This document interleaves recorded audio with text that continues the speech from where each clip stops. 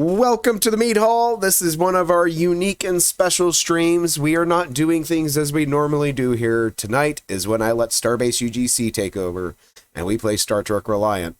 So no chatbot, no channel points, none of the usual shenanigans are going on tonight. We are doing much better shenanigans tonight. We are playing Star Trek Adventures, the tabletop role-playing game from Modiphius. And our game is set in the Star Trek Online universe. It is currently 2409. We basically completed the tutorial, but we're still going through the Federation Klingon War at the beginning of STO. We did do the Risa Summer Event episode, which was a lot of fun. We got to see drunk Whately.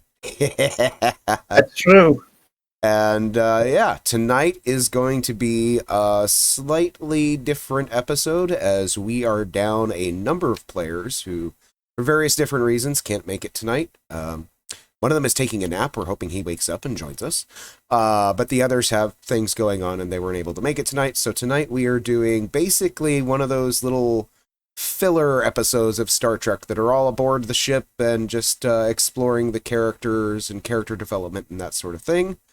So normally, this is the point where I would hand it off to Hippie to introduce everybody, but Hippie has decided he wants me to do that. It was a terrible decision, Hippie. So with because us, I had to abdicate the responsibility. So tonight we have, of course, we have Hippie John, who we call Q, our game master for the game. We also have Duncan Idaho playing Captain Marcus Graves. Well, lieutenant, but he's the captain of the ship. We have Kara Junrani as played by our friend Geraldine. I believe I said it right. I always butcher that name, and I deeply apologize. You've done it better than Q did. So congrats. Hey, look at that. And then we have me, Grumpy Old Nord, as Chaplain Whately. I am hoping we get a few more people in, but for the moment, that is who we have. And so let's roll the intro.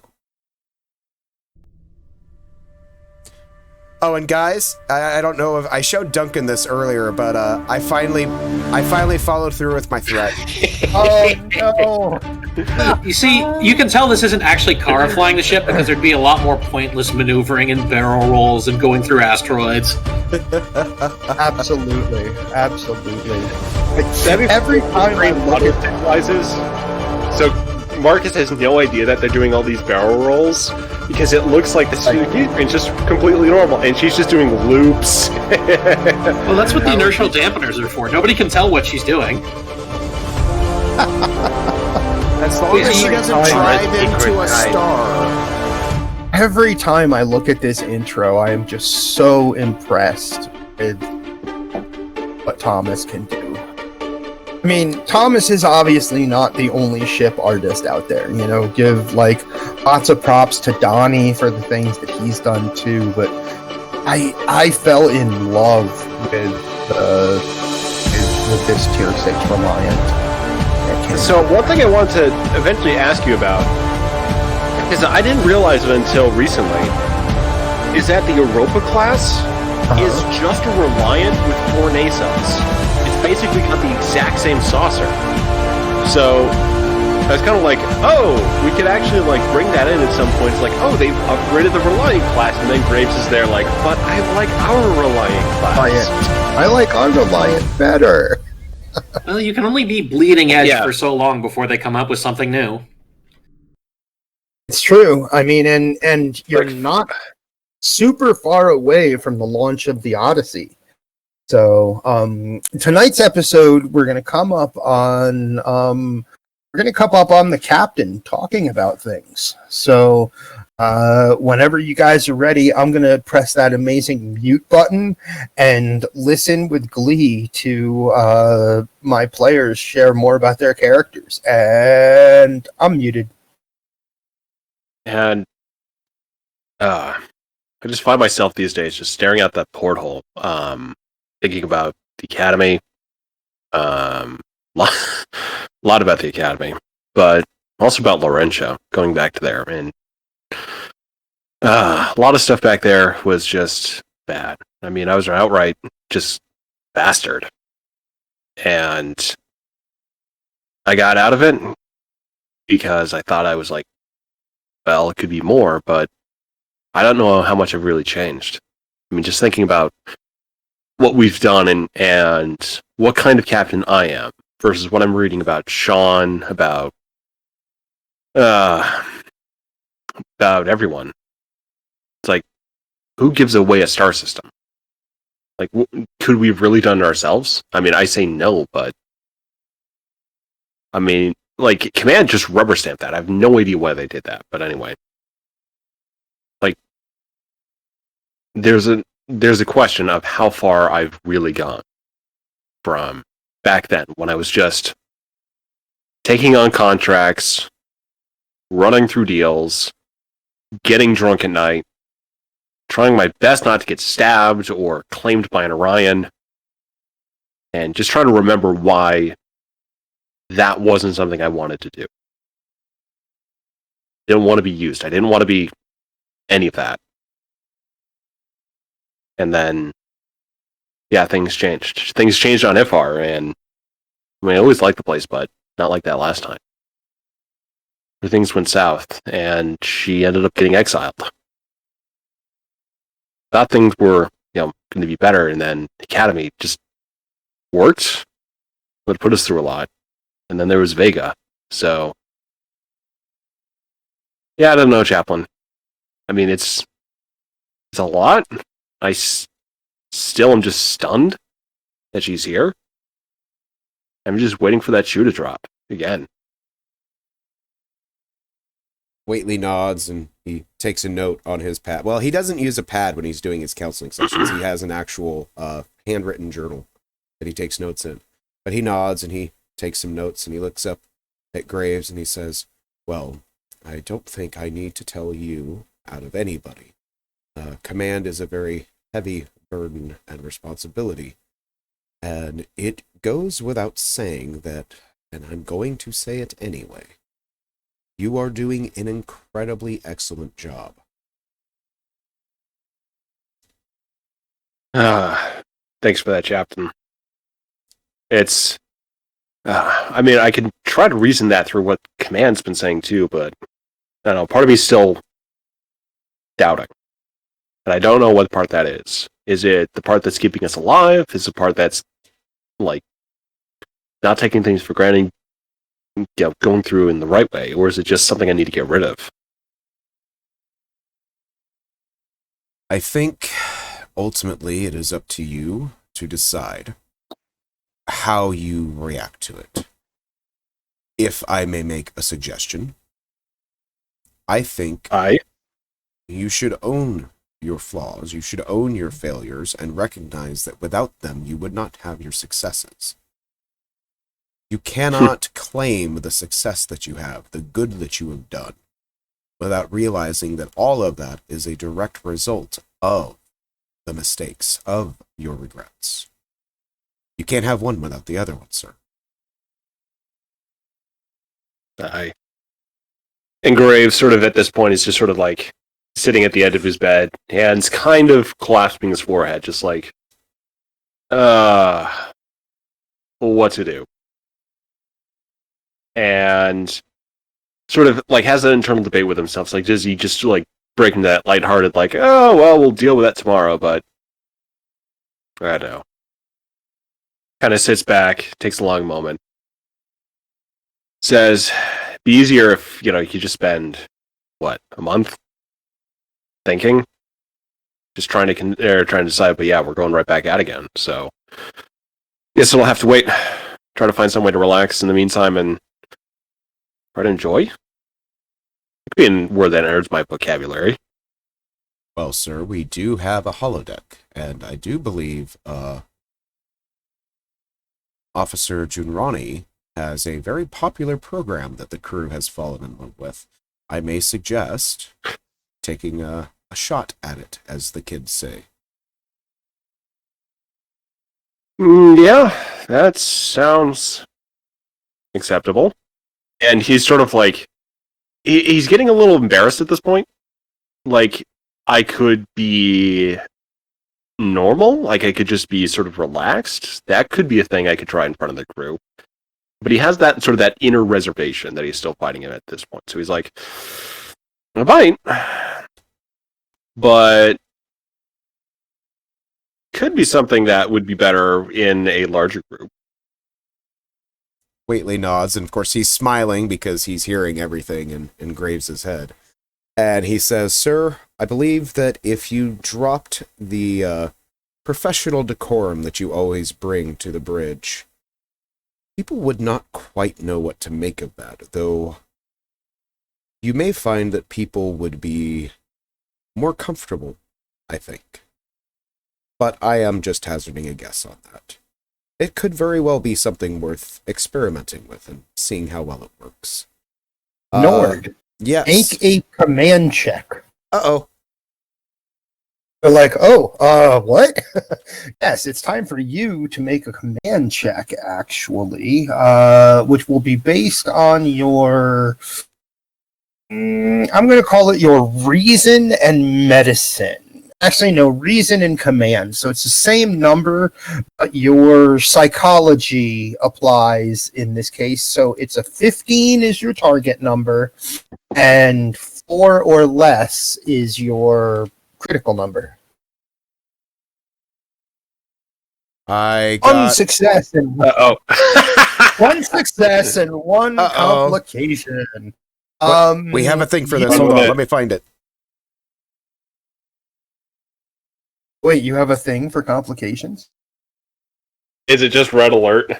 Red alert. Chaplain Whately has rolled the dice and once again proves. I thought it was just going to be the chaplainized. I was just going to point out your success tells you that what the two of you are talking about, the slightly more relaxed command style, Warning, this is a plot complication. really well. Warning, this is a plot complication. Warning, this is a plot complication. The crew of engineering, Warning, this is a plot complication. your psychology and what you've been, you basically know what's going on aboard the ship. And the crew and engineering, if you had to make the command, if somebody said, you're the command officer, tell me which department on your ship is currently doing the best, in your mind, it's engineering. Almost without doubt. They all have, complete faith in Rick Tier as chief engineer. Everybody down there, they feel like they're working with friends, and they're really... what's the word that I'm looking for? They're just doing a super good job down in engineering is the easiest way to say it, I guess. And the complication is that your command training doesn't pay off just quite as easily, quite as well, and question whether or not, yes, the department is doing well, but there is a lack of professional decorum down there. And it's got your mind questioning a little bit. It's not a bad complication. It's just, despite the evidence of your observation, it might not be a good thing.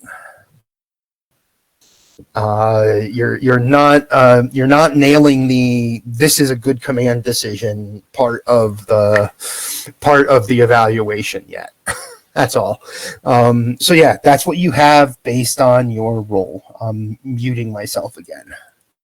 Okay, so Whately has that thought, and he looks at Graves and he says, "Though now that I think about it, it could be."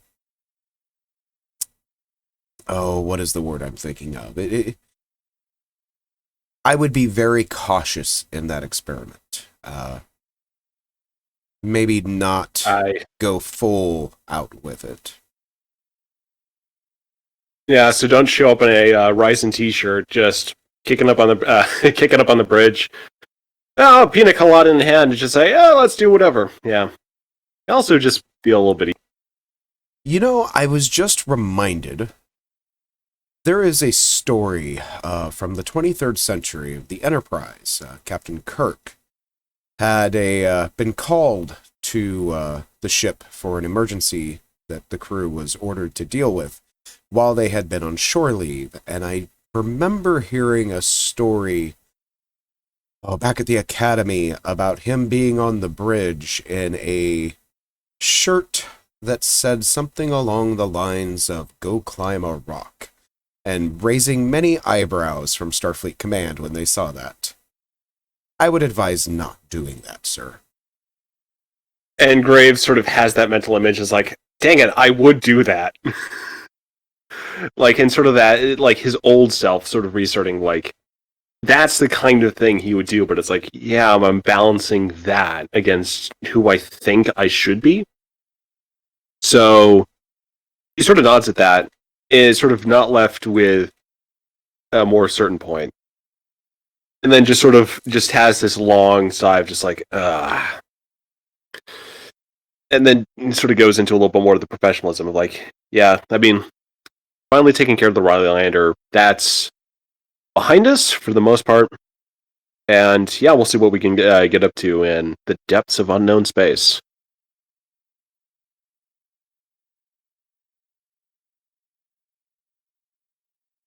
Although his mind immediately jumps to another topic of himself answering that question, and in a personal way, and he's like, no. Not with Whately here. Yeah, not with Whately. Whately smiles but doesn't say anything. He says, out of curiosity, how is Setsa doing in her recovery?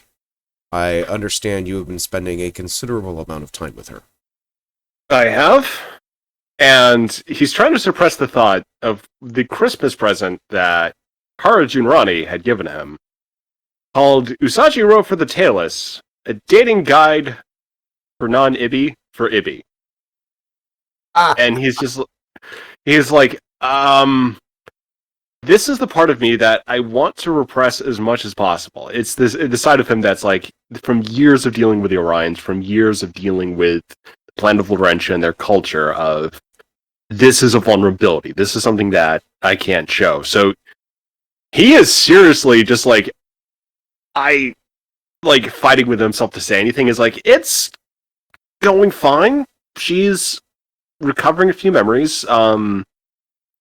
Slow pace compared to some other Borg recoveries, but she's feeling a little bit more comfortable on herself. I sense some kind of hesitation with you on that subject. What is the issue?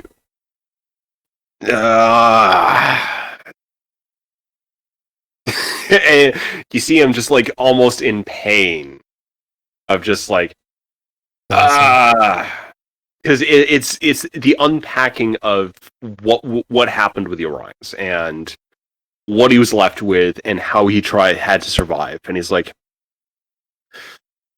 for me, Chaplain, this subject, it's important, but I'm just not used to talking about it. Even at the Academy, I mean, yeah, I just said no. Let's put it that way. But Whately nods and says, I understand.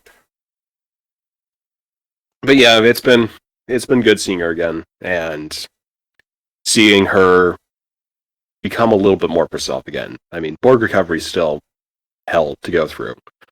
Fortunately, things have settled down a little bit more nicely with, especially Kara's roommate. That's helped her a lot. I can give you guys this information. Eli can have overruled it.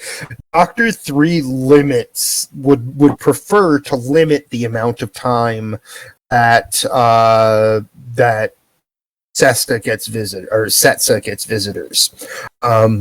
So that as soon as her mind starts to get confused by memories or anything else, Dr. 3 is often like, that's enough for today, Captain, or to whoever is visiting with her.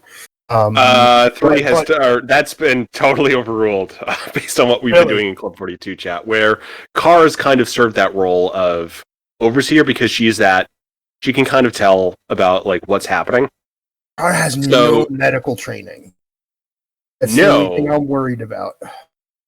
No medical training, but at this point, it's a lot of psychological issues. And Graves at this point trusts Kara a little bit more with Setsa 3. Oh. Okay.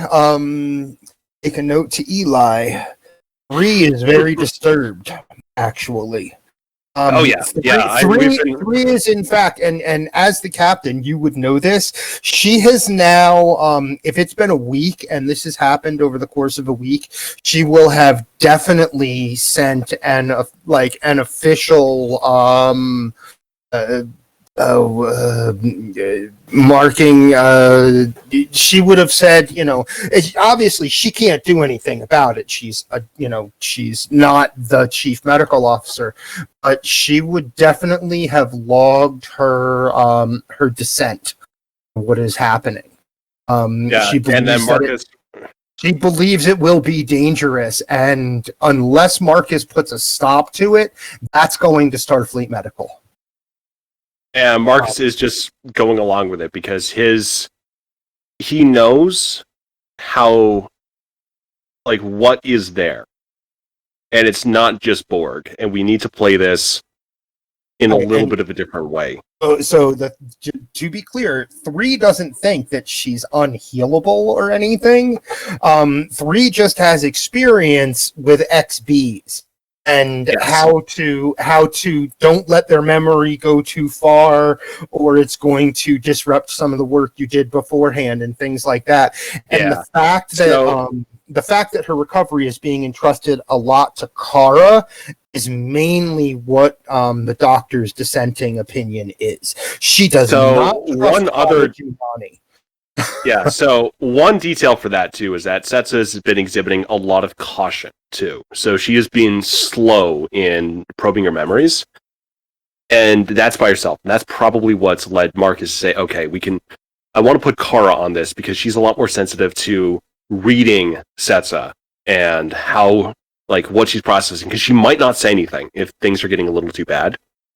Right. So she needs someone who can basically pick up, something's wrong, because he doesn't think 3 is able to read that kind of body language with that kind of IBI.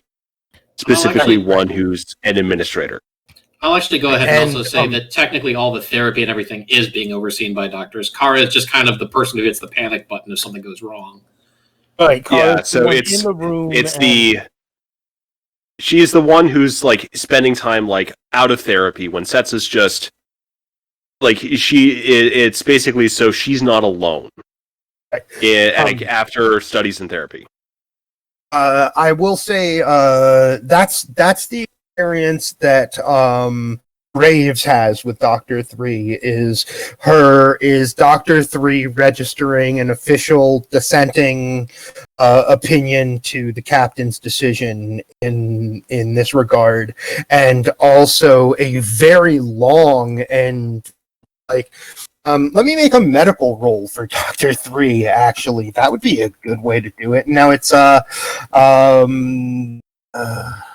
do we type that in? You don't have exclamation point, then 2d20. And yeah, again, to echo what Kara just said, Setsa's recovery is being she's in physical therapy for most of the day. And then is basically when she's done and sort of is off that intense grind, she's not hanging out in sickbay. She's in quarters, but she's specifically with a roommate, right, who can watch over. And that's what Kara is overseeing. With 2 successes, this is what the captain will be able to read from the doctor's report. She actually has a lot of medical reasoning, and she's probably not wrong according to all established medical protocols. That much you can tell. She definitely put some thought into this when she wrote up this dissent. She wasn't just this is a bad idea, don't do it, right? No, there's a lot of information in it, and you can tell that based on a lot of it is based on her reading of the crew based on past mission logs and such. She does not trust, despite them being of the same race, she does not trust Kara Junrani to be Setsa's roommate. And Marcus is just going to say, that's how it's going to be. Yeah, I mean, and that's totally cool. And like I said, Dr. 3, not the chief medical officer, can't do any, can't overrule anything, but she will file like a dissenting opinion basically of someone who just got busted. Yeah, she got an extra pip out of the deal, but she did just get like busted for for insubordination, essentially. And Dr. 3 thinks this is a bad idea. I will let you know. Let me just add for what Whately has, and then you guys can role play with the information that you have. Whately, you know that Dr. 3 has Setsa's best interests in heart through your mental kind of mini collective that you have with her. You know that it's not like the doctor is trying to be a dick or anything. Like Dr. 3, she actually has the best interests of her patient in mind when she makes a dissenting opinion, and that's actually like a cool dynamic to me, because it sets up the thing that Star Trek shows never have. Decent, logical interpersonal conflict. Yay! We've been having fun with that in 1042 as well. Like Eli has been pushing Marcus over this past week. It's been fun. Cool. I'll also say that Marcus too. Like this is kind of the thing, is Marcus was kind of prepared for this, because to Marcus, this is basically what he would have expected if they sent Setsa off to the Daystrom Institute, and he knows like there's some stuff down in her that Starfleet will not understand. And like he would have basically, he's at the point like, I don't like he like, and this is kind of this is perhaps a little bit of a personality failing, because Marcus could have actually taken up that position as her roommate, but he's like, I don't feel comfortable making that presumption. You want to know? I'll tell you who Dr. 3 suggested as her quarters mate. The Chief. Wait, okay, so it's the Chief as in Chief Tactical Officer for Klingon, insert name here later. Chief Ops Officer, insert name here later, Klingon. Because he... Oh man, I would have guessed Larissa. No, I'm going to say because it's really like Captain Graves is the only one who knows this about Chief. He's discommendated in Klingon Empire. He cannot go home again. He himself lives in exile. And that's why Dr. 3 initially suggested him as someone to be her quarters mate. So yeah, that's and that's kind of funny, because that's sort of like running it. That's sort of the direct logic. But then Marcus' thinking is like those memories of her on her homeworld are dangerous. And while it could be good to have that kind of perspective, he also doesn't want her completely shying away from those, because he remembers how important that was to her to lose that, and then Kara is that opportunity to make a connection again. So, cool. Very, very cool. So I hope that adds something to your guys' like. I was thinking that already. So I was thinking 3 was disapproving of how like this was going. But I couldn't really do much with 3 because, I mean, it's not my character, so it's like I just sort of like been putting things on the side. Like 3's probably upset at this. I mean, it works for me. I was having trouble thinking of a gift for her for Christmas, so now I don't have to get one. Out of curiosity, that's my opinion of how Dr. 3 would see the situation. I think that's very fitting. First of all, let Whately know she totally has the best interests of her patient in mind here. However, she also disagrees with this, because she thinks, and Whately, you would probably be the only one who knows this on even a vaguely more than surface level. Dr. 3 thinks that Kara is impetuous and dangerous.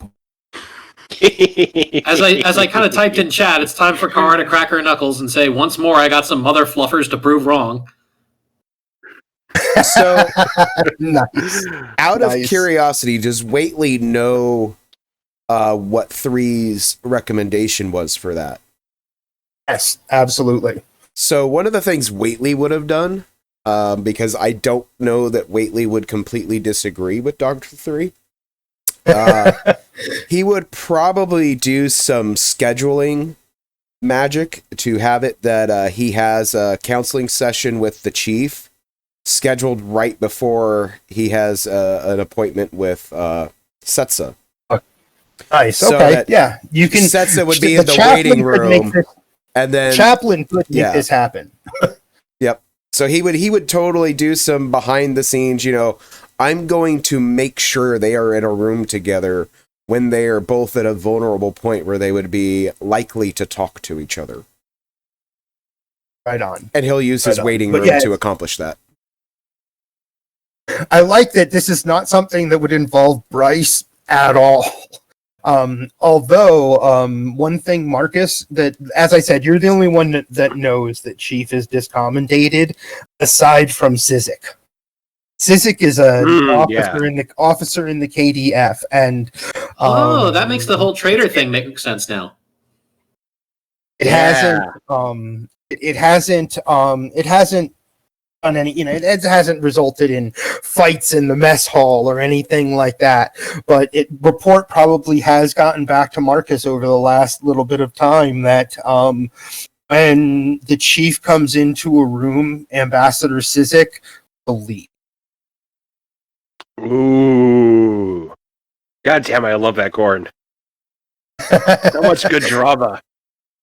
I figured, hey, why not? Since there's only 3 of us, let's, or since there's only 3 players and 1 storyteller here, let's throw some, just throw some fat on the fire for you guys while you role play out there in the future. But yeah, also you're a player here too, because I mean we're gonna try to bring like Ged or Bryce into this. That's true. So, sort of back in the counseling session. Marcus is sort of like at this point of like he really doesn't want to let that in the open of like he has feelings for Setsa, but there is one thing that was completely gnawing at him, and it sort of almost broke him because let's see how to bring this in. It's like he's sort of struggling to say something of like how he feels, so maybe Whately picks up on that.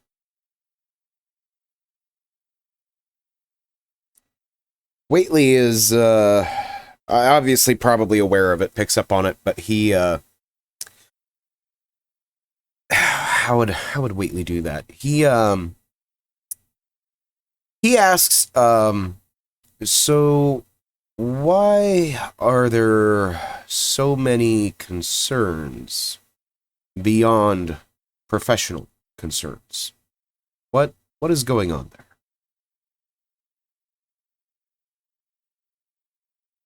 And yeah, Marcus at this point just sort of like something almost snaps, and he's just like, it's hard to say. I mean, we've been spending a lot of time together, and I know she remembers at least what she thought of me back at the academy. But it's still hard for me to come around to that because of how I failed the first time. Because I only found out in the... Have you ever recorded one of those in the event of my death messages? He nods. At the academy, we were close friends, and she was basically, besides John, was the only person I could really count on. And I know she'd always try to get closer, but really picked up on how difficult that was for me. And stayed away a little bit. And after Vega, I had got her message that she had written one to me. And I sat on that, thinking that it's premature. She's not really gone. And 2 hours later, I just picked that up and just like, okay, gotta go through with it. And I honestly don't know how I made it through that night, because she said how she felt about me at that point. And I realized how I felt. And how I didn't say anything. Because I thought that wasn't me. Like, I was a function. So, yeah. That was on Reliant, too. That was, 2 months in? Yeah. I just grinned and bared it the next day, just dying inside. And then distance just made it a little bit easier to keep track of, or just move away from. So now it's like, well, I can say it. She's just, when she's looking at me, she's saying it. But do I say something and just presume? Like, just project, because she might end up feeling differently as she develops. Considering everything she's going through, do you honestly think that is a good idea? No. Whately just And kind she of needs nods. something to hold on to.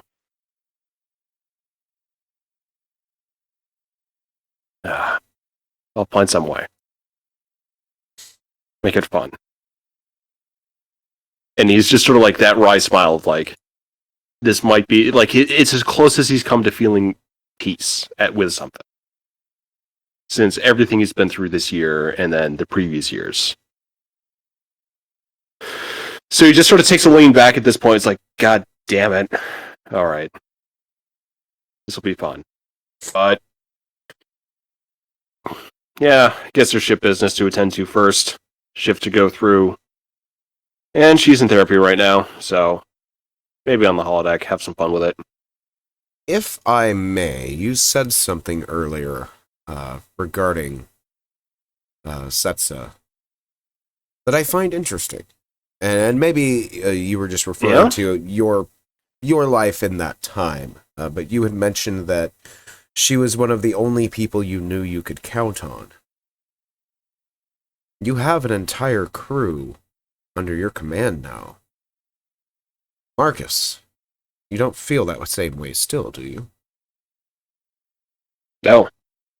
And it was kind of a glorious moment, like just coming off of Karat. I mean, I've been feeling it like up until that point, like this, just things picking up momentum, things getting a little bit more distant from Vega. Just sort of getting into the vibe, and it's just, when we beat Karat, it was just like, yeah, this is what we can do as a crew. This is what it feels like to be a group. Academy, it's just still in shock from what I'd been through, still working through all of that. But now I'm liking hanging out in the mess hall, like in the mornings. For months I didn't do that, but now it's just have my coffee in there, croissant, talk with some of the crewmen. Great fun. I can tell Holiday you, party too was a blast. I can tell you. I mean, your karaoke bit was hilarious, but Yeah. also stupendously good as well. Whately actually laughs. Oh, that was such a bad idea, but it was indeed enjoyable. I can tell you this. Grimnir, I mean, it's hard to turn him down.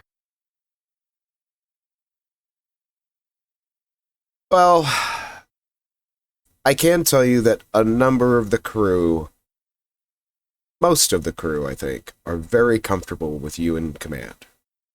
People rely on you, not just to be a competent leader in missions, but also almost, I wouldn't say a father figure, but something along those lines. There is a sense of great respect and love for you aboard this ship. And I worry that if you start to focus too much on specific individuals and their meaning to you and your attachment to them, you could lose sight of how everyone else has developed meaning and attachment for you. Do you understand what I mean? Yeah. Over this week, it's been that thing that's been gnawing at me. Last week, I mean, talked to me before all this, and it's just maybe a little bit breezier. But yeah, this is just bringing up the old days back again. And trying to make decisions that wasn't really able to. So hopefully we'll be able to settle into a nice, easy routine here. Really feeling at home, having fun, exploring, not getting shot. Hopefully making nice with the Klingons. Nice, happy neighbors. Seeing John again. That'd be fun. The crew definitely misses John. I miss John. I will say this, Marcus. His last letter was sweet.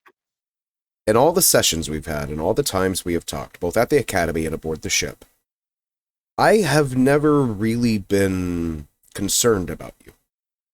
You have always been someone that I trust completely to make the right decisions, to make the right calls, and to do the right thing. This conversation, I believe, is the first time in the entire time I've known you that I'm concerned. I'm not going to tell you what to do. That's not my place. I am going to tell you, you require a lot of self-critical analysis. I hope I'm being plain enough. I hope I'm making sense. I think you are, but yeah, there's some things that I need to keep being a little bit more critical about than perhaps Starfleet is at this time. Because there's some things that I've seen, which, yeah, they haven't. So, yeah, we'll just have to see how this plays out. Well, our time is nearly up. And Did you have anything else? No. I mean, again, great fun at the Christmas party. Had some laughs there. Had some fun. And yeah, just glad we didn't get swapped up with all that Q incident. Whately kind of raises his eyebrows and says, "There are times I'm glad I don't know everything." Very good. I'll leave you to it then. Get back to shift, and yeah, see you next week. Or later today, off shift. Indeed. Holodeck. Before you go, I have something. He turns a page in his notebook, and he writes a note and tears the page out, folds the page in half, and hands it to you, and he says, "I think these may be of assistance to you. Peruse them at your leisure." Did you just give him a prescription? Not exactly. When Marcus looks at it, it's a list of books and short stories that he's recommending that he reads, all dealing with basically sacrificing your love interest for the greater good. So anything that has a theme of getting over someone because it's just not the right time. That's kind of the running theme. It's probably six or seven different like books and stories, and there's probably even like an epic poem in there. But it's just a list of titles, and he says, peruse those at your leisure. They should all be in the ship's computer. One of them is called "I Almost Killed My Brother, Pon Far at the Wrong Time."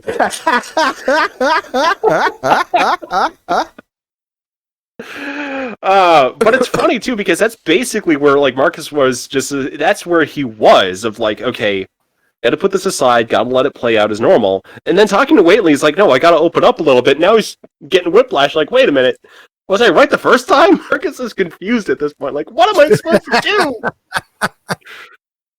My job here is done. Supposed to tell her? Am I not supposed to tell her? It's just, are we supposed to do things? We're like, we said we're doing, like, and then Mark is just like, okay, this is probably the point of confusion is probably where he wants me to be. And he's like, okay, I got to accept this confusion and work my way out of it because it's probably some type of psychological training to help me deal with this conundrum. Making me more confused will make me able to form a better resolution after confusion. So at that point, he just sort of smiles and like, I got to deal with this today. This is going to be fun, and heads out.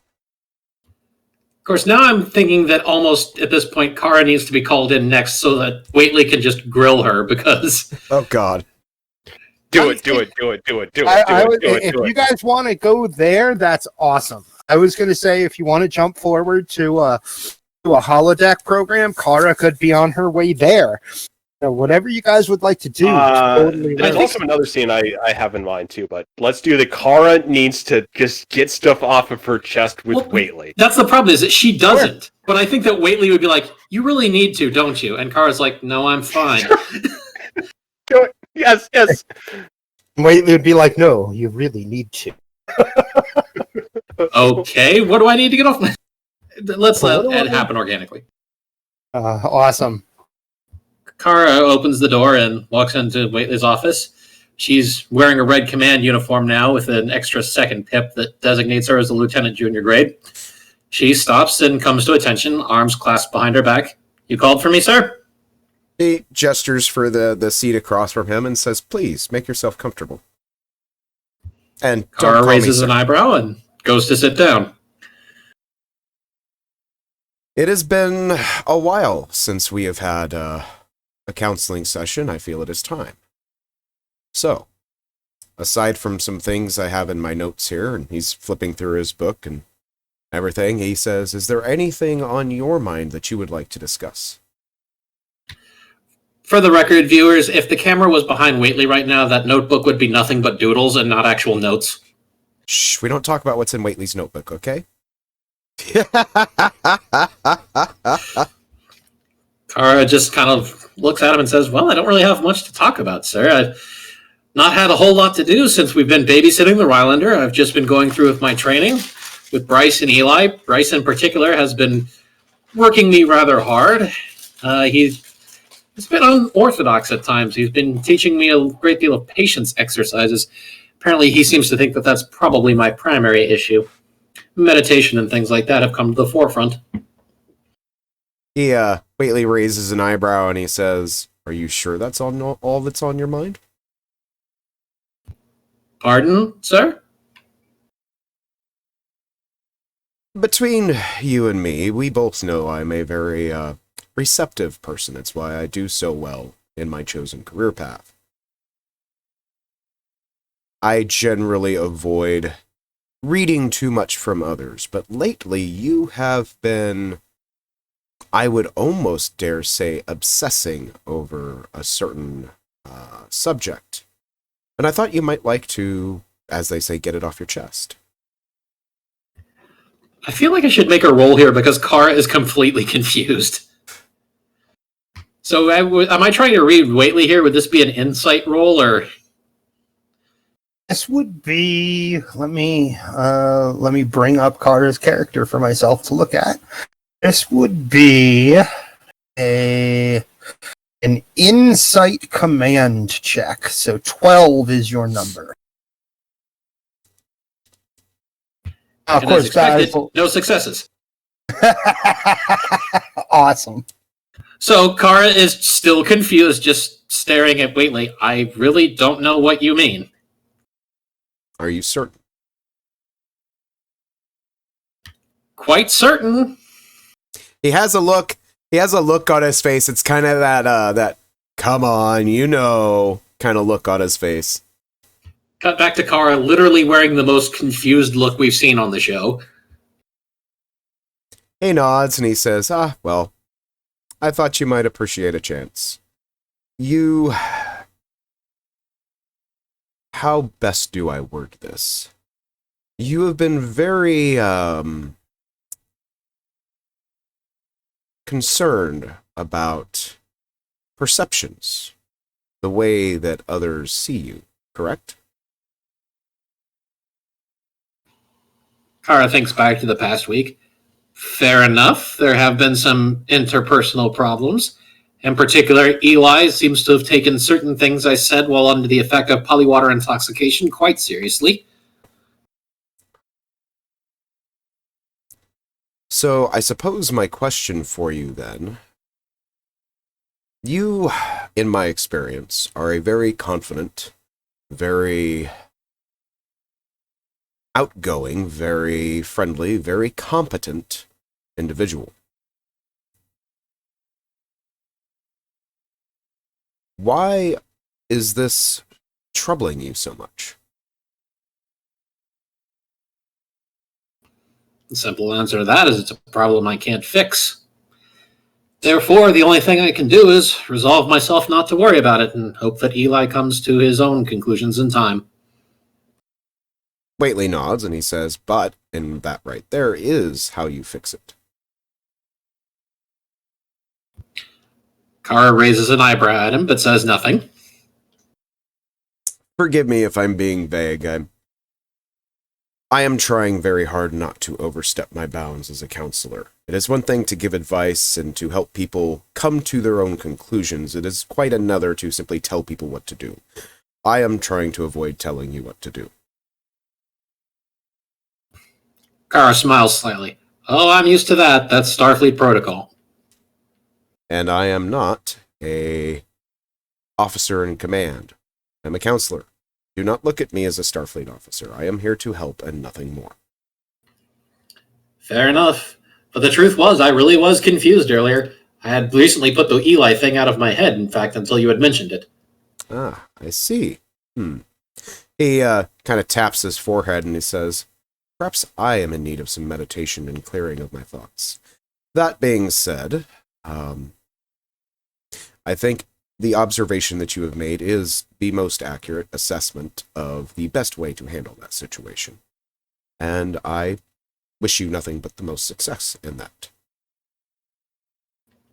It's just part of the training and everything. Ever since I started dealing with Bryce in a more professional measure, it seems like things are becoming clearer, especially with how to deal with people. That said, of course, people are still one of the largest triggers of anxiety in my life. There's a reason I studied animals, you know. And phasers. Whately smiles. Technically, that was a minor, and that was only until Tom Paris got a hold of me.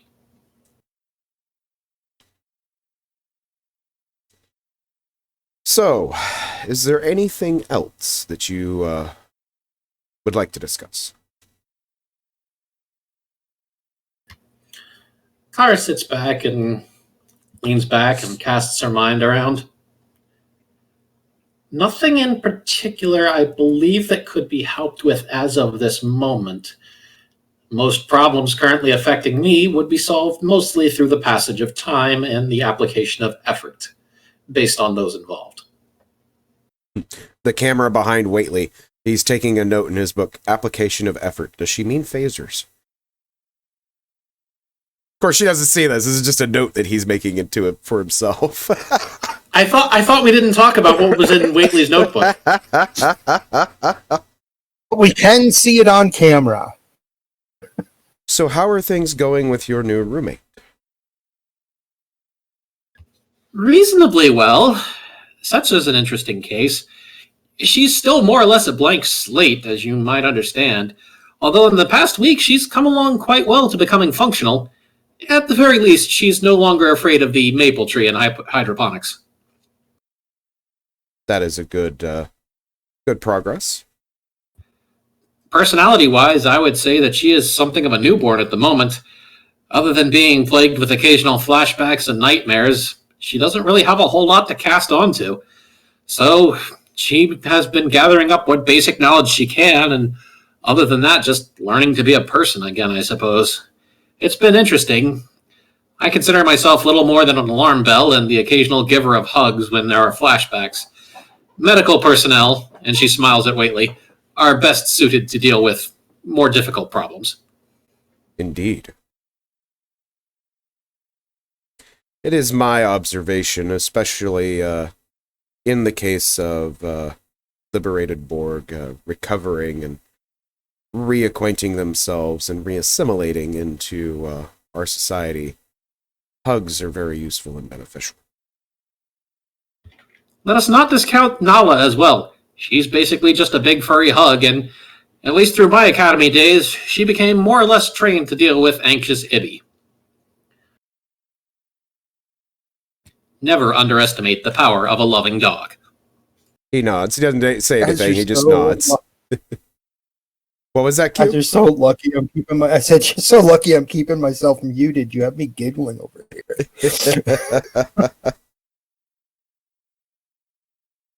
Well, this was a fairly short session, but if you don't feel there's anything worth discussing, I do have another patient waiting in the lobby. Did you have any last thoughts or questions? Kara just smiles at him. No, I think things are more clear to me now than before. So thank you for your part in that, Chaplain. If anything does come to mind, I'll return to talk to you. Excellent. Glad I could be of assistance, and just remember... Crap, I forgot what I was going to say. Just remember, mind blanks. Just remember, application of effort is not phaser. Yeah. He says, just remember, my door is always open. Feel free to schedule an appointment anytime. And let me know if you ever wish to break in that Torina set, Chaplain. I would be happy to hand you your butt. He blinks and just nods and says, noted. Kara stands up, straightens her uniform, gives a very proper salute, turns and marches out of the office, but still with a shit-eating grin on her face. I think I just thought of something that will be fun to do to involve the three of you. Graves, you're receiving a messaged communication, a request from Lieutenant Junior Grade Bryce to have you in an ensign's uniform reporting to the holodeck today at 3 p.m. Whately, you are also being asked to put on an official Starfleet ensign's uniform with operations colors. And Kara, you are your command training has a newly scheduled. When you check your schedule for the day after talking to Whately, you have a newly scheduled command exercise at 3 p.m. at the holodeck. So you guys have time to do some more stuff, but at 3 p.m, something's going to happen at the holodeck. You can do other things before then. Kara looks over the change to her schedule. Odd. Bryce does not usually schedule things at short notice. She checks the rest of her schedule to make sure that everything else is cleared, to make sure that there's a con officer for returning them to their designated patrol area, but she figures that Moon probably has everything under control. Marcus, his response is, I know a Kobayashi Maru when I see it, so yeah, this will be fun. Oh, awesome. I know a Kobayashi Maru when I see it. So, I've got a scene in mind. So, this is a question for Hippie. So, in the original series, I forget which episode it was for. It may have been Balance of Terror or Triple Tribbles. Kirk was getting his physical at the start of the episode. I want to say And triple. he was on his back, and he was on his back doing like the random like pushing the bricks in the wall thing. Yes. Setsa is doing that right now in sickbay with your choice of medical physician sort of like on the sidelines monitoring her progress. Since Eli's not here, it's Ged. Dr. 3 is in her regeneration alcove. Eli is normally like your alpha shift main physician. Dr. 3 is a more specific physician called in, she does a normal shift in sickbay, but her main position on the ship is Setsa Jagoro at this point in time. That's why she is still on the ship. Well, it's good that we kept Setsa then, because we get to keep 3. It's like, yes, 2 for 1. It's Trouble with Tribbles episode. So Setsa's doing that, and instead of like the brick walls, it's like, because we got holo emitters in there, imagine it's 2409, like real fancy holographic version of that same thing, but it's still the exact same exercise. Here, switch to the voice. But yeah, Setsa is pushing and pushing and pushing, and she's really straining herself. Muscles are starting to come back. A little bit of power, and she hates this because it's just repetitive, but she's pushing and trying to beat her score, and probably needs to make a dice roll. In that case, with the idea of it being a dice roll, let's have a let me have a look at. Oh, I don't have a character sheet on her. It's in the yes, I drive. do. Oh, there it is in the drive. I was just looking too low. Make it a fitness and security. So 12 is the number, and none of those focuses apply. No. No. Oh, nice. 2 successes. Yeah, she's doing really well at her physical in sickbay right now. At So some point during Setsa's just pushing away. At some point during all this, Kara wanders in through the sickbay doors and simply stands to the side and watches, not saying anything for now. So, of Yeah. note, Ed does not hold the same issues that Doctor 3 does. Ged is not a psychologist. He has basic psychological training, and he has no specific Borg, working with XB training. So he's not harboring the same, I think you should do this differently sort of feeling like Doctor 3. And he has a Which very is old gonna be bottle of bourbon hilarious. from Christmas from Kara. Right. But it's going to be hilarious because of the 3 doctors, Marcus, for all of those 3, for psychological advice, he's going to go to Ged first. I know. I think it's funny. So Setsa is preoccupied, just pushing away, just struggling, and then falls limp of just like, oh, ow, it hurts. But I did good. Ed would be like, with that last part, the implied question of "I did good." Ged's response is, "Did more than good." Setsa, and for Setsa, hearing her name is probably very good, even though in her mind she probably still hears like tertiary adjunct of blah blah blah kind of thing once in a while. Hearing her name said by even the doctor who's like testing her strength is probably really good for her. Although one thing on her recovery is that she's also having trouble remembering the Borg as well. So she's getting those memories too in parts, but it was sort of like complete blank, few points of reference, and it's sort of like it's coming. So if she makes a roll to remember, if there's a complication, she's not remembering the Borg. Oh, that's cool. Awesome.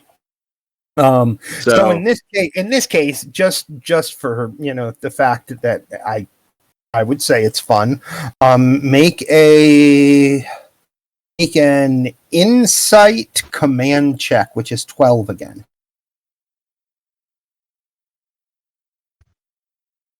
One success. She is happy, maybe not happy, but hearing her name is a good thing this time. Like it doesn't necessarily spur any additional memories, but her name and not some designation that she's heard in a nightmare is comforting.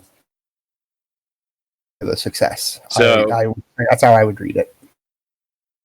So Setsa just looks over to Kara and just says, hi there. Just kind of wiped out. That says All you right. can head on. You can head on back to your room or hydroponics, whatever makes you comfortable. And he's tapping away on his pad and turns to his systems and starts inputting data. Thank you for your assistance, Ged. She walks over to Setsa's bed. How are you feeling, Setsa? Pretty good today. Did my therapy, and I was reading a whole lot. A little bit more on planetary ecology. Getting that far, so making a lot of good progress there. Otherwise, I ate a little bit, which was good, and I'm really enjoying it. So, yeah, feeling pretty good today. Kara nods. She looks down. I'm afraid I'll have to cancel this afternoon's plans. I might not see you until after dinner. Bryce has suddenly changed my schedule for another command training episode. She smiles. It's all for the greater good.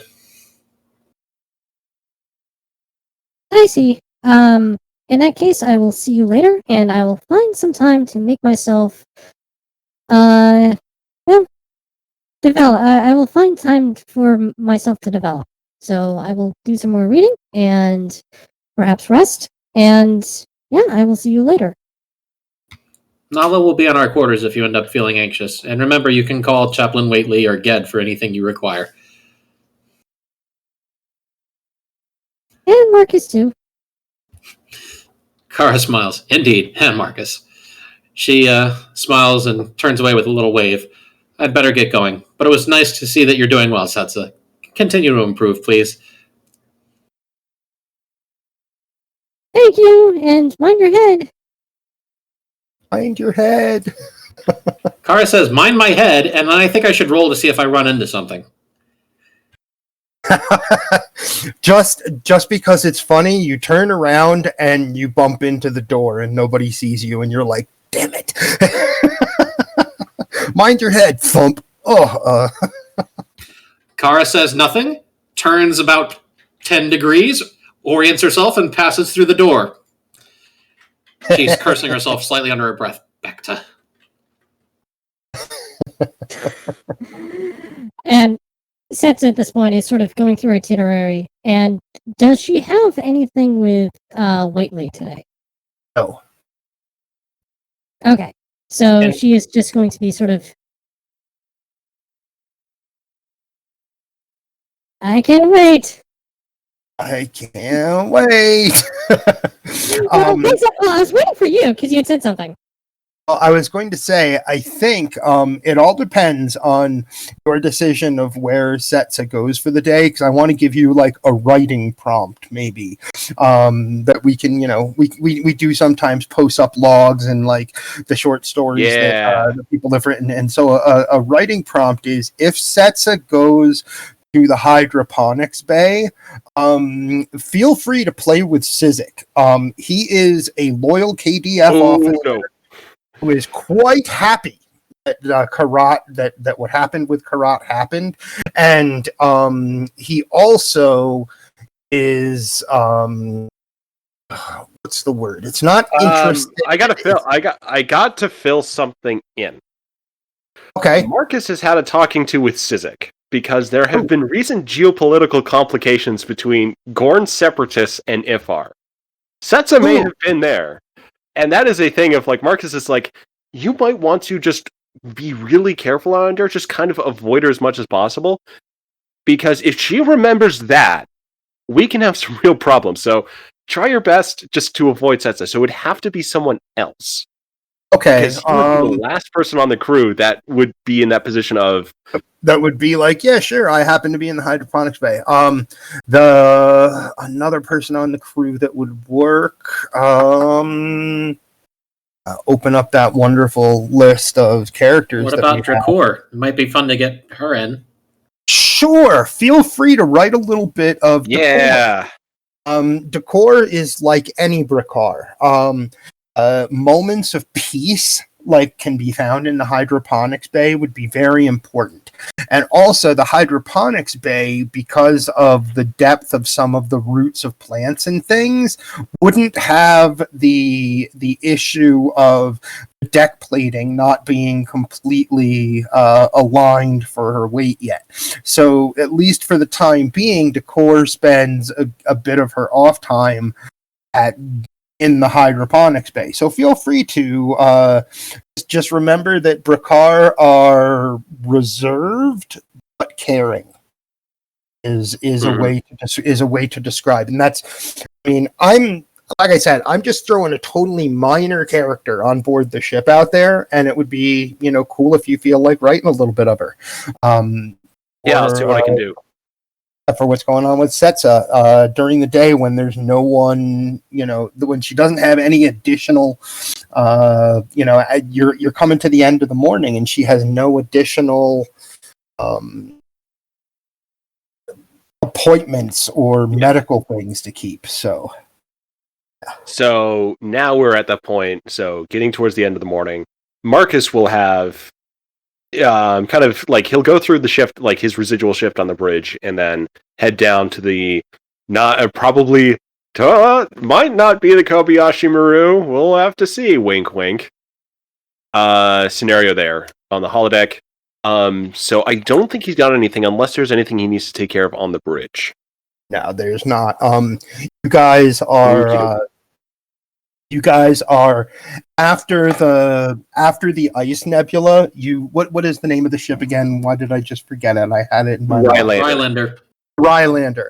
You are at a very slow warp speed, towing the Rylander to rendezvous with the. Let me look at our drive here so I can say one of the other ships that actually is working that nebula.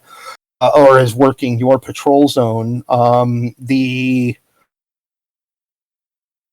Athens, a Nebula class, is going to take over the transport and dealing with the Rylander past your. You have a basically just a scheduled rendezvous where the USS Athens will take over dealing with the Rylander, so you can head back to your patrol. So, Whately and Graves, you're both asked to be at the holodeck before Kara arrives for what Bryce very, very quickly, once you arrive there, he's like, it's odd to see you in an ensign's pips, Captain, but thank you. This is a security device. It's a holographic disguise. We can't have you looking like you. I've programmed it to look like one of the people Kara will remember from the Academy that does not serve aboard this ship. It will just be a face that she will recognize. And he hands you essentially a hollow, just a hollow inducer that will just change your face. Look slightly So Marcus different. has the question at this point. Is like, I think I know what's going on. So the question is, why aren't we just using holograms? Why aren't we just using holograms? Because holograms will not react to holograms in the Kobayashi Maru. Everything in the Kobayashi Maru is pre-programmed. And that will not help. That will not help Lieutenant Junior Grade Junrani. She needs to have. She needs to have the two of you, as well as you guys see. Let me grab the look at characters here, as well as Janik and Larissa. Janik, Varrock, they are both tactical officers. They are your two half Romulans, are walking up as well, and they're a little confused until Bryce, describes what we're doing here is a Kobayashi Maru with an actual crew to serve on the bridge, so that basically he says that humans or rather sentient officers rather than holograms. Holograms will react according to a program. Sentient officers will react according to their own lived experience. And so, Lieutenant Junior Grade Junrani would not be receiving the training of how real people react if we only presented holograms. And she also must be convinced that this is real. And Janik and Varric are like happen like they're like putting on their like image inducer, and they're like, because they're both half Romulans, and Dragoon last time he was here to play Janik was like, yeah, I bet you they would like form a little friendship by being, each of them being half Romulan. And so they're probably looking at each other like, hey, that doesn't look like you. Hey, that doesn't look like you. Basically, Bryce has arranged for, aside from the outside bridge stations, like what Ensign Moon normally handles on the bridge. Those outside stations will be holograms. That's fine. But the inside stations, like the lead flight control, in fact, Ensign Moon is there to be at the end. Bryce says Bryce is the only one not required to like disguise their appearance somehow. Everyone else, and once you see the disguises Bryce came up with for all of you, do vaguely remember those faces from your academy days. None of them serve on board the Reliant, however, as far as you can tell. Oh, for an ultimate bit of messing with Kara. Okay, so these have to be cadets. They can't be, say, other officers in Starfleet. Right. So we can't have Graves taking on like the Ross persona. Right. Dang it! These are cadets and young officers that are on the bridge. I love Kara's reaction check. No.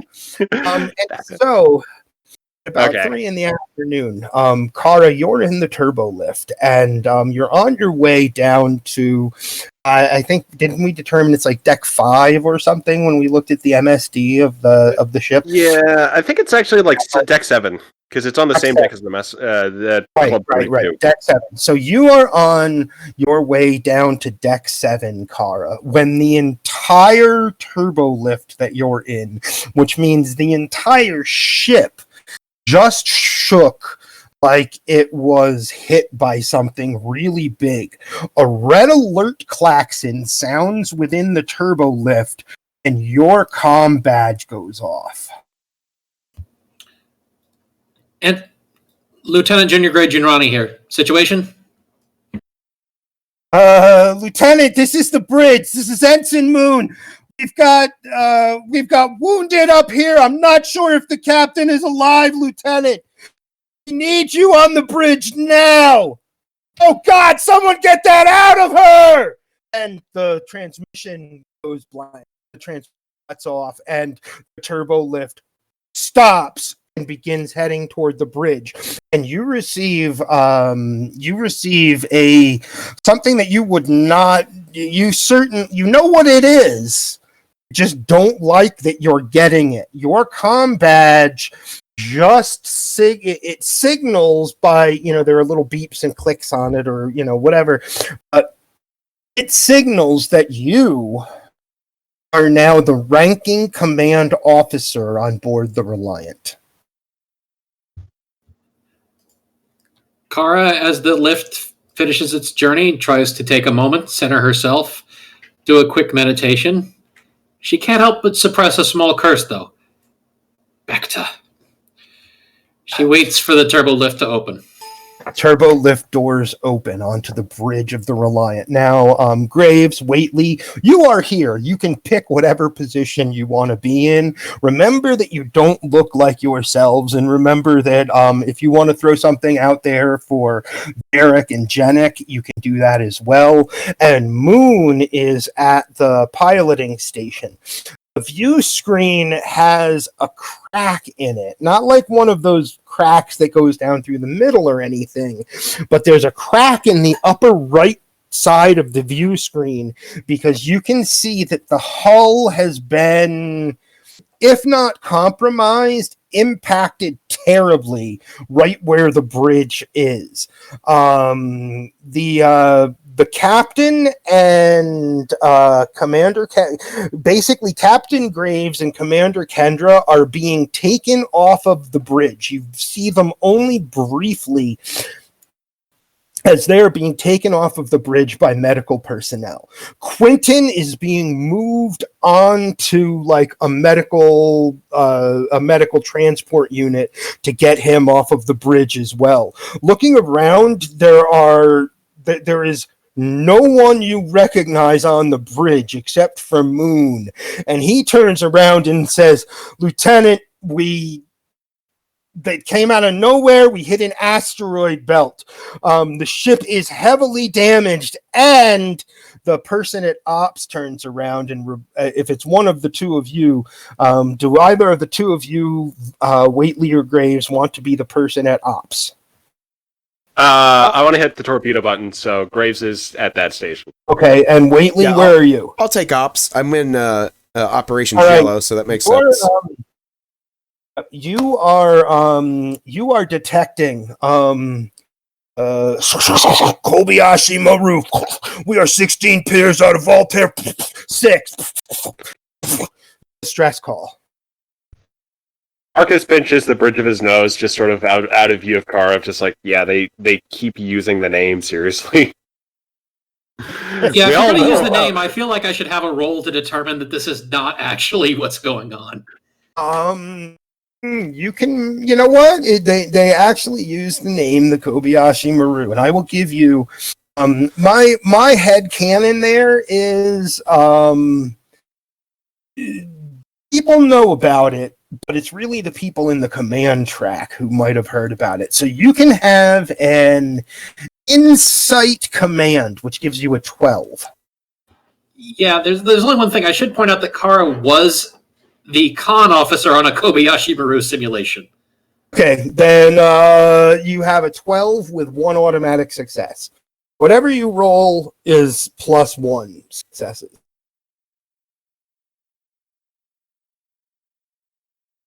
Dun, dun, dun, dun.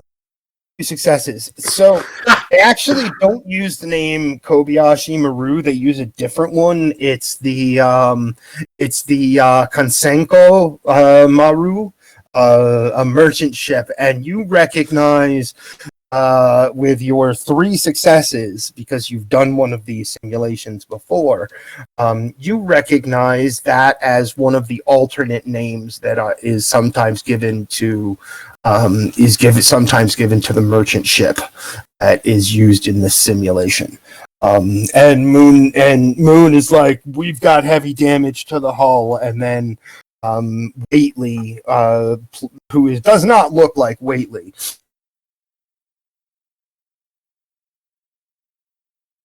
Uh-oh. Wait, what? What was it again? Stress call. Run again? Oh, You're gotcha. the one getting the distress. Okay. Whately, he just kind of smiles a little bit before he turns to Kara and says, Sir, we're receiving a distress call. Play it back for me, Ensign, and get me a damage report.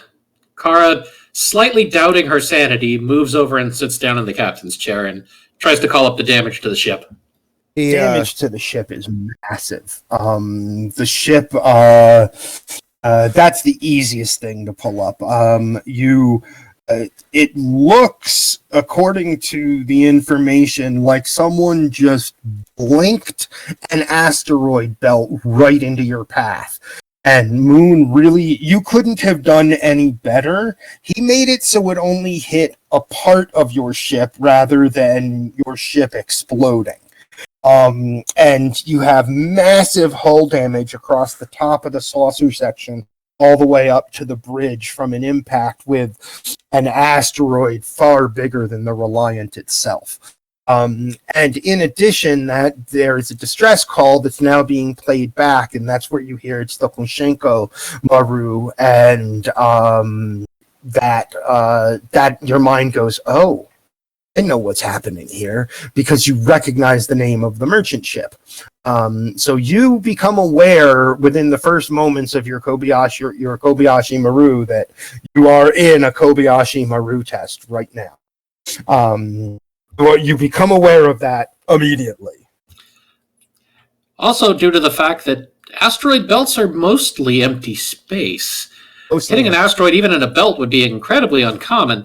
But at the same time, Kara doesn't want to not take this seriously because, well, it's an emergency. So she's either sleeping in command or in a simulation, and regardless of those 3 things, it is now her job to figure out what to do. Okay, you've got the message, and the person at Tactical, this being Graves, you are knowledgeable that you are close to the Klingon Federation current neutral zone. And there is a small window of space, which is where the merchant ship is currently sitting. And there is on more than a wing. It's a small fleet bearing down into that area. They are about to cross into they might cross into the zone where they shouldn't, just like you shouldn't. However, they could also take out that merchant ship. That's basically your report. Is they don't have to go into neutral space in order to destroy the ship. They could get it. They could do it from their own side. You could not protect it from your side. In other words, it's closer to them than it is to you. So, not Graves relays this information to the captain. Kara rubs her forehead. Are they within sensor range? Can we get a lock on them? I need some information here. Graves attempts to get a lock on them. You can get long-range sensor data, and a person who looks a little uncomfortable in his face moves up to the science console as Quentin is taken away, and he's like, "I'm getting as good a scans as I can scan now, Captain." How many people are on board the Ryzenko? 6, Captain. All civilians. Kara looks down at the damage report on her own ship. Ops, plot a course to get us out of this asteroid field. Our own side of the border. If we have long-range communications, relay the SOS to Starfleet Command. We're in no condition for a fight. Whately looks at Kara, slightly befuddled, and nods and says, "Aye, sir," and enters the coordinates and looks to Moon at tactical and ready at your command, sir. Moon's got his finger on the engage button. He's like, "I'm gonna have to keep us below warp 3, but I can get us. I can get us where you're asking for, Captain." Kara lets another sigh out and places her head in her hands. Punch it. Get us out of here. Punch it. Get us out of here. Moon, Moon is activating the Moon is activating the engines, and the Reliant leaves behind its trails of light as it shoots forward into space. And as much as you hate to do it, Graves, there is Bryce from outside of the simulation is sending you a final communication from the Ryzenko Maru, and you at your station are getting the results of the Klingons destroying the ship without entering neutral territory. Whately, so that you have like a full. This is what happened when we went away. Like, Bryce sends you guys that information. You don't know what's in the communication yet, Graves, but he sends you this is the last communication from the Ryzenko Maru, or from the Kashenko Maru. So, is there anything he needs to do with this? Because he's just been given this information, but he's like, yeah, we know this is the case, and we can presume this has happened, but if I was a tactical at this point, I would presume that the captain wouldn't necessarily need to see this right at this minute. He would just be able to say, wouldn't have to. He would just be able to say, the Ryzenko Maru has been destroyed. And that's the info you get. And you hit your side of space. Ops, you can tell Ops is sending information via the comm packet that you asked for to go out to them. And Moon looks not pissed. He looks disappointed in himself. Kara looks disappointed in herself too. She's got one hand balled up so hard her nails are digging into her hand. Here's the thing. Kara may not be psychologist, but you can still make an insight command check at 12 to get a read on what Moon is doing, or what's up with Moon, why he looks disappointed. I can't roll worth a darn. Car is too distracted to notice. Kara is too distracted to notice. So the other two of you, you don't have to make the rolls. You just get it. Moon is not a good actor.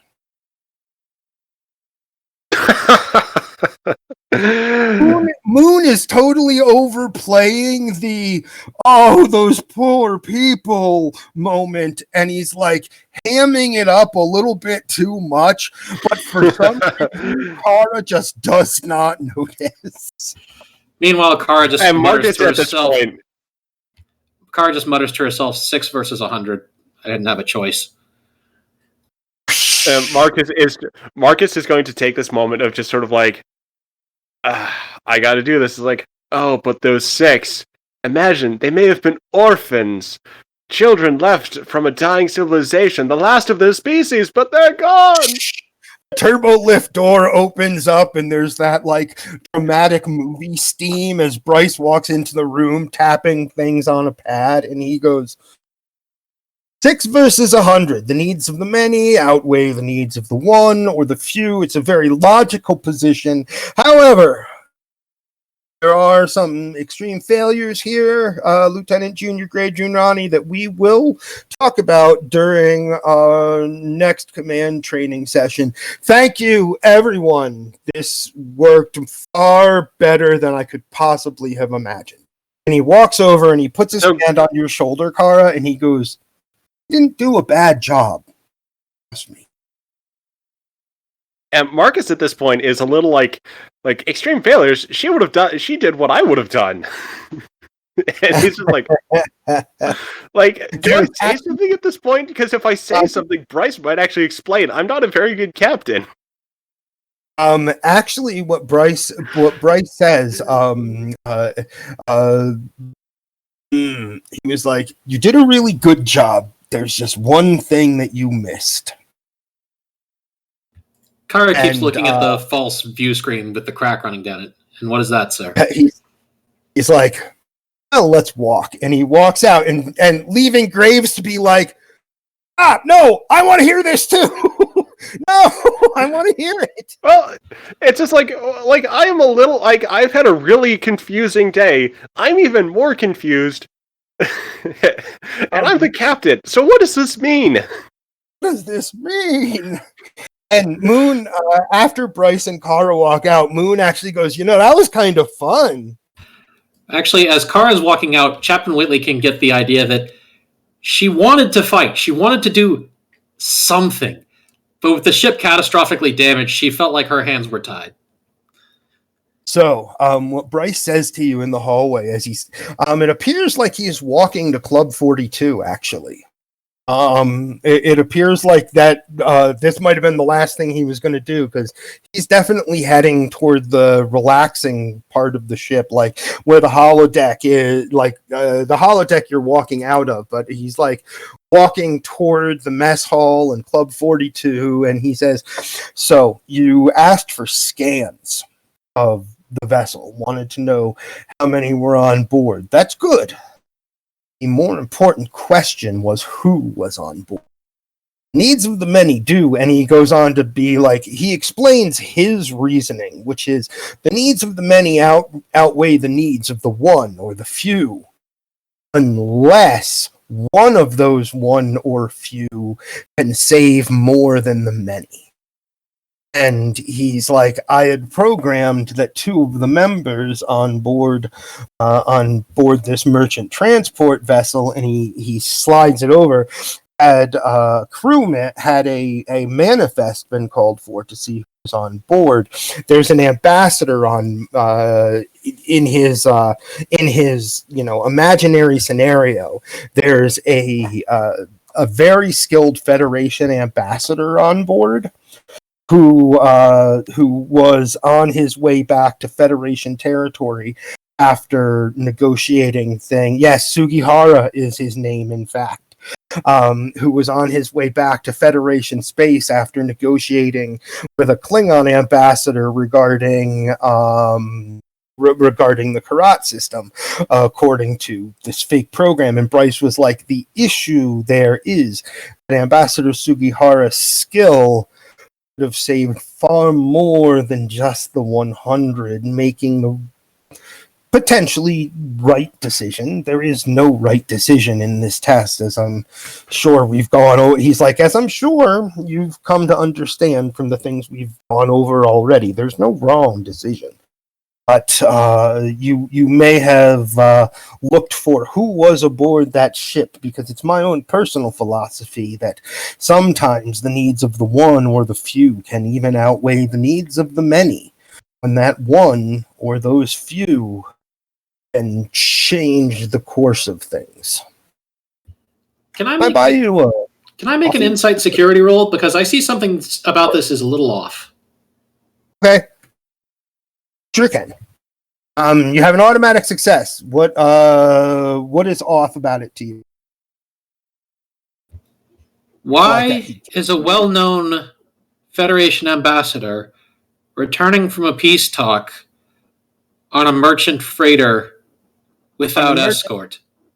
A merchant transport freighter, and he also shows you this. Sugihara was not. This was no like. Put an escort on it in this area of space would have drawn the attention of the Klingons.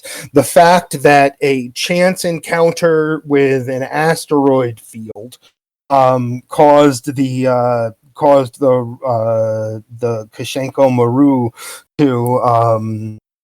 to be damaged and drift into neutral space while bearing a Federation transponder code. It was just bad luck. Sugihara that ship should have been easily making it back to Federation space via the acceptable warp corridors that had all been agreed upon. And the only reason that he was aboard a merchant transport vessel is because that's the one that was running between the two areas that he was working, between Earth and this spot in the neutral zone, which it's a small base somewhere kind of thing. And yes, we can totally take a bio break. I don't have much more. Now for here, it's like anything else you guys want to do. I just thought that would be a cool little, I thought it'd be like a cool little, here, have an insert. Yeah, we need after Graves. We can't just leave him so we can do the bio break, but when we come back, we need to get Graves to relax. He has had a very trying day. So Actually, you should go talk to Kara and learn what was different. Well, the thing is, he might have something to say about that situation too. So yeah, but there is a little part of Kara that's going, this was highly unorthodox and kind of improbable. To a degree that, even the Kobayashi Maru is not. There's one point where she says, this was very unorthodox and a little improbable, and Bryce says, I had a holodeck. I had none of Starfleet Academy's. He basically is like, I did what I could with what I had. Now drink that fucking coffee or I'll punch you. She's not angry at Bryce. She does appreciate the lesson. But she does wish it noted that I don't think this would have happened in reality. And he basically Bryce. There's a really because I told you he's walking toward Club 42 with you. And that's where he does actually take you, and he buys you a drink and sits down and has a drink with you while talking about various command styles and ensuring you that the Kobayashi Maru is not a pass or fail situation. There are simply always things to learn about a different potential command style. And that's kind of it. His day is ending with wanting to have a meeting with his command trainee in a bar, basically in your ship's bar, and be like, so these are other things that you might look to do the next time somebody tries to spring a Kobayashi Maru on you, because next time it's Eli, not me. Eli. Next time it might be real, she says, looking at her Soma. And he gets an almost, there's still a smile on his face, but he does get a somber nod, and he says, any next time it could be real. She looks up at him. And as says, improbable as it was, I do thank you for the lesson. Always be learning. Always be learning. I always am. This is foul. And he puts the coffee cup down that he's been drinking out of, and the bartender, is that like who you guys came up with in Club 42? Yeah, Grimnir, played by our good friend, the grumpy old Nord. I don't know if you remember, Hippie. I had originally, when we were first started talking about doing this game, I had 2 character concepts, and we were talking about it, and they decided we should make him the bartender. I'm down. You see the ship's chief security officer? He had a coffee, and he finishes it off. It's like he didn't drink it at all when he was talking to you, Kara, and he does that. I don't exactly, know how to appreciate this drink, so he just like slams it, and he goes, "Whoa, this is foul!" And Grimnir hears him say that as he sets the coffee cup down on the bar in front of him. That is foul. Looks over at Kara.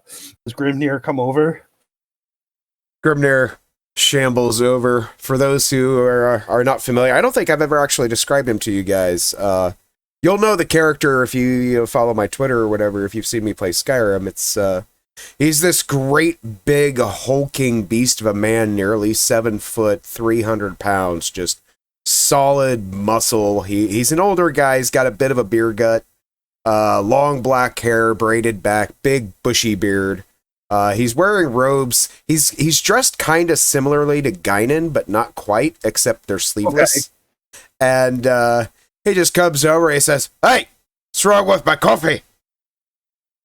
And instead of saying, "Another," he looks up and he goes, "Can you make it sweeter? I've tried this thing called chocolate." And then we can take a bio break, because I just wanted to humanize Bryce a little bit when I got that idea.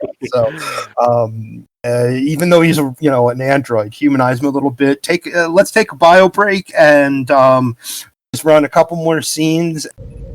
As we're coming back to getting started here, Whately, Grimnir and Kara, the two of you. Those 2 characters are the ones that are aware that Bryce likes coffee with a lot of sugar. Unless there's a lot of sugar, he thinks it's foul and terrible. But as soon as Grimnir put a ton of sugar in it, he was like, "This is better." Kara just looks over at him. Have you ever had hot chocolate, sir? No, I'm going to have to try that. Consider it an invitation for a future time. So later that day, the captain is relaxing in the star, whatever, Shine Inn. I'll let you describe it because I wasn't here. The captain is in there to start with, and you guys can enter whenever you would like. As the captain moves down and goes to the holodeck and brings up the program, brings up a familiar stepping stone path through what seems to be well-forested mountains with snow-capped peaks. The trees are all from different planets and don't look like they belong together, and yet it still meets a seamless whole. In the distance is what would appear to be a low Japanese-style building, or perhaps Ibi interior. It's hard to tell. The materials don't look quite right. A matron Ibi in long robes stands out front, awaiting anyone to come by. Marcus approaches and just sort of makes that minimal nod of, Good evening. I am here to relax. Welcome, Master Graves. Excellent to see you again at the Starlight Inn. Is there anything we can do to make your stay more pleasant? No, I just need some time to soak. As you will, Master Graves. All that we have is yours. She gestures for him to enter, remaining at her spot in front of the inn.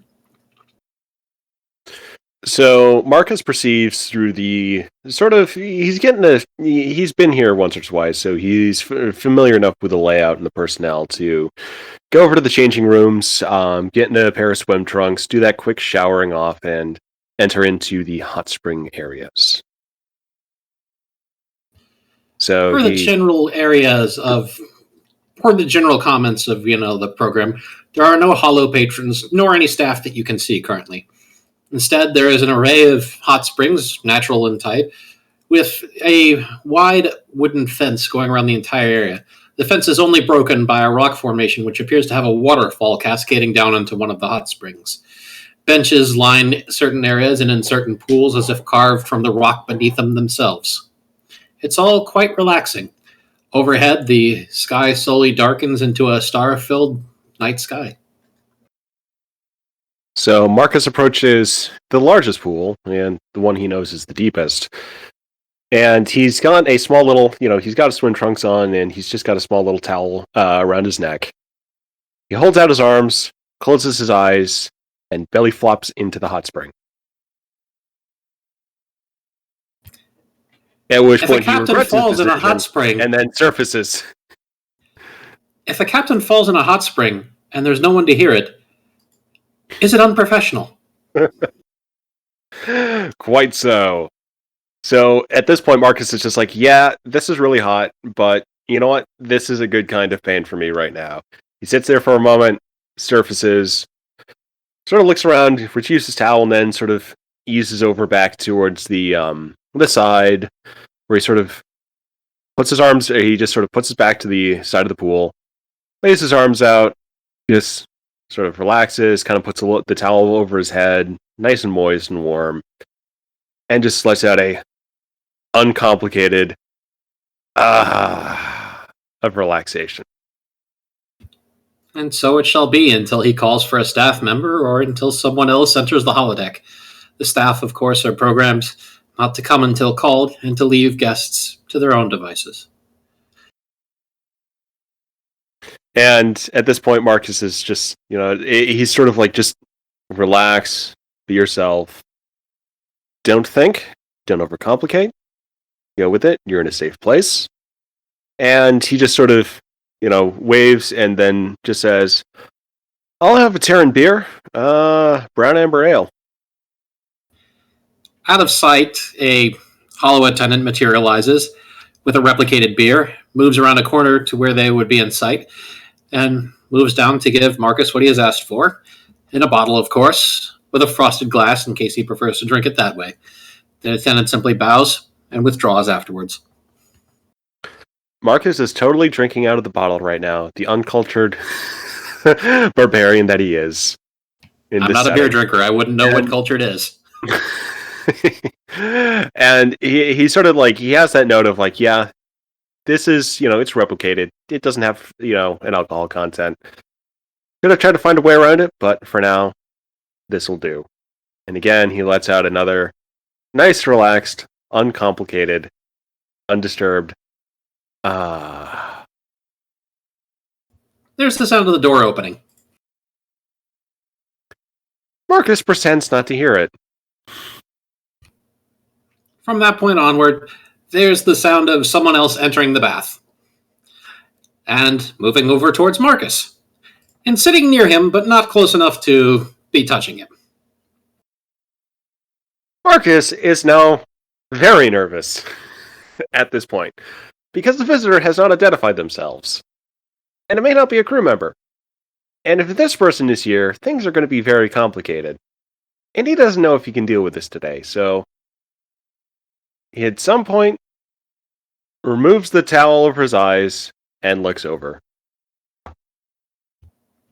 Car is there, sitting in the water, with kind of a 1,000-yard stare on her head. She shakes her head. So improbable. Marcus is just like, oh, thank God. And says, thinking about that simulation today? Indeed, it was quite a learning experience, but again, so improbable. Yeah, asteroid field like that, circumstances, dire consequences. It starts with a chain of suppositions hinging on improbable and becomes just a simple, illogical counterfactual. Sometimes you deal with those in command because you can't really deal with it, but reality turns to be a little bit more textured than that. I mean, Kara gestures, run the correct. Kara gestures moving her hand wildly and accidentally splashing water towards Marcus. Oh, it's not that. It's just that, well, apparently the people on that ship were important. The people on an unknown merchant vessel returning unescorted from Klingon territory were important. Political leaders. Yeah, that would sound about right. I mean, for Kobayashi Maru, they're going to throw something at you like that just to make you doubt your decision and really try to throw something at you. But it's hard to replicate the texture of madness that life can really throw your way. And at this point, he's sort of remembering his own Kobayashi Maru and similar experience. And says simply, for what you showed to me today, I would have no problem with you sitting in that chair in that situation. Well, because you did what exactly I would have done, even if I knew it was an ambassador on board.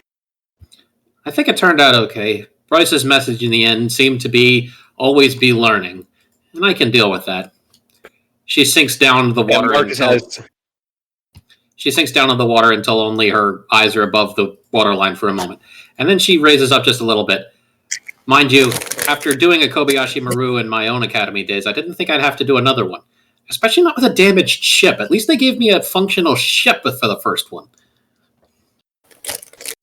I like damage a little bit better. Also, Hippie, just know you are on mic while eating. Oh, I'm sorry. I did not realize I was unmuted. Sorry, guys.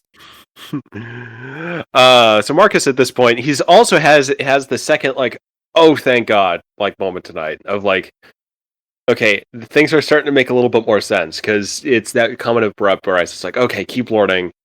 That's what I would have told myself. There we go. Okay. Still okay. Still normal. And he says, yeah, except with the functional ship, the choice is also a little bit easier in the other direction because basically every cadet goes in and fights because you have your ship at your back, you have that pride, but you're also less likely to consider what would happen because it's ultimately the same choice. It's just you don't feel it as much because you're not seeing the consequences of what will happen there. And that's what you have to think about as a captain.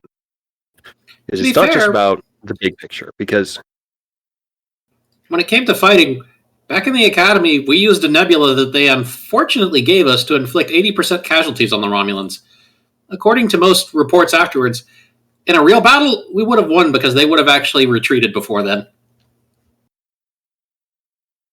Yeah, 80% losses is basically that suicide charge point. So that's a good one. I still think John's run is, I don't know, still the one I still laugh at. Oh, that was hilarious. Tell me about it again, sir.